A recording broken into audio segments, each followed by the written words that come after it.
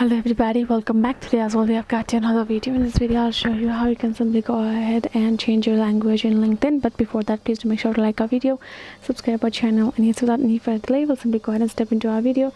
For the matter what you would like to do, we simply go ahead, access your LinkedIn app with your mobile phone and go to this home section first to start the process advance.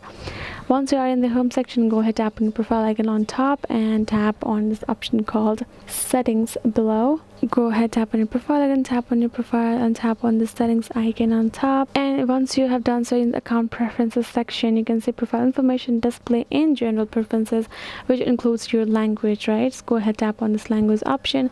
Now you can see by the default it's selected as English. If you would like to change it to you can tap on this change option. So you can see if I tap on this continue option, it will actually let us at this change the language from over here. We can go ahead, choose any of the language that we prefer from over here according to our need, and then we will be at done. So system default is English. If you would like to change, you can do it like that.